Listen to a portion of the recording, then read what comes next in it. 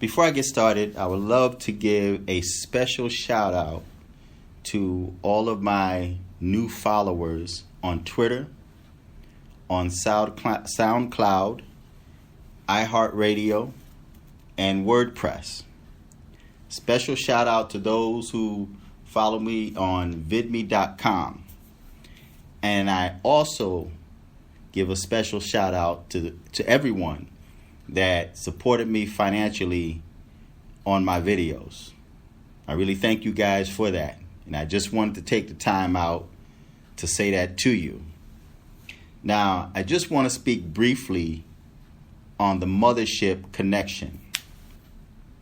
Every now and then I'll sit there and while listening to what a lot of people refer to as old school, I love Parliament and Funkadelic. And while listening to Parliament,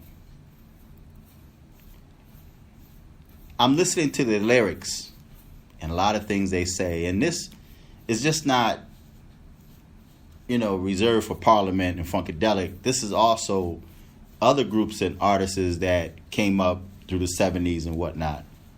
And even in this time period, every now and then someone may mention it, but not too often. But there are a lot of people that's talking about aliens, spacecrafts, extraterrestrials, the Mothership connection. Where did Parliament and Funkadelic get their information from? They have an extremely wild imagination. If you really sit there and listen to what they're saying, the characters that they have, and the Motor Booty Affair, and Dancing Underwater and Not Get Wet, and the Mothership. And I recall going to a Parliament concert back in the 70s. And when they landed the Mothership, or the Mothership took out, because they had a huge ship on the stage, and they were dressed in their alien costumes, and people were going crazy. It's almost like they tapped into something that's hidden deep within, and I'm going to say the black community, because that's, who I grew up around, okay? So it's like it tapped into something, and it's like the people were going crazy, especially with that song, Swing Low, Sweet Chariot, Let Me Ride. And then the ship took off. They went insane, man. It's almost like Parliament tapped into something within everybody that was at that concert. And sometimes you get a feeling, man, just listening to their music, man. Just listening to them, especially if you sit there and listen to their lyrics, their words.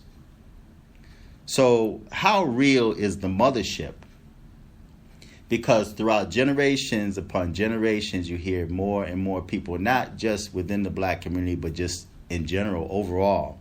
People talk about aliens and extraterrestrials and how they've seen spaceships and stuff like that, They talk about Easter Island, the Bermuda Triangle, Atlantis, You hear a lot of star childs now and crystal children, people that don't feel that they belong here in this earth. And I questioned on Facebook just this week, and I had asked a question: Have you ever really sat back and just looked at things, man, just without judgment, without trying to, I mean, just sit back and observe, just watch. I mean, look at the birds and what they do. Look at the clouds, the sunshine, feeling the wind, human beings, okay? Because, you talk of human beings, man, there are so many disagreeable beings now, especially within the black community, so many disagreeable beings. Look at what this group of people that's foreign, I'm going to say that's foreign to me, and we can't continue to blame that on social media and how everything now is being more exposed. So we're more exposed to things, whereas in time past we weren't. Just look at the mindset of human beings now, and people have accepted death. So much, rest in peace, and I didn't mean to get on that topic, but just sitting back observing people, their actions, the way they even look different than people that I grew up around. Okay, just human beings, children are different. Their minds are different. We can't say that their minds are more evolved, because if the human mind is more evolved, then don't you think that we'd be able to have the same effect as people like, say, in the past or in biblical times? I think there's something within every individual, not every individual, just certain individuals that have a connection to that alleged mothership and the Garden of Eden. It's like we have that connection to the Garden of Eden where, like when man was, according to biblical knowledge, was kicked out of the garden, and placed on the earth. It's like, do we have that same feeling or desire to get back to where our great, great, great, great ancestors once were? People are looking for that connection to God. It's there. You can sense it. But many people question, how do you get there? How do I get there? So now you have these people that call themselves psychics. They have all kind of names for these people that supposedly, have connections to the unseen. So sometimes, I sit there and I just let my mind just go. That could be dangerous too for some people. But, when you just really sit back and watch, observe, the sky, like I was saying, people, birds, animals, things that man created, he built himself. And it's like, you question, like, what is this? What is this place? You have people, young people, that's actually asking, what is this place? Where am I? Why is this? Why am I here? I don't belong here.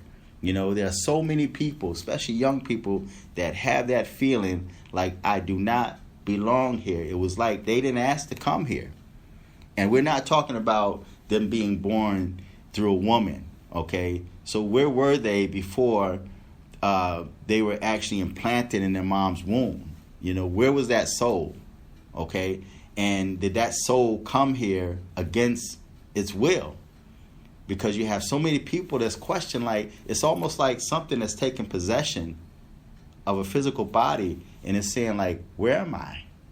You wake up one day and it's like, why am I here? What is this place? This is foreign to me. This is different. Okay, so those are my thoughts. You guys can chime in on it. Follow me on Twitter, WordPress, iHeartRadio if you're subscribed to that, SoundCloud if you're subscribed to that, and Spreaker. Feedback, tell me what you think. Till next time, I'm fearless.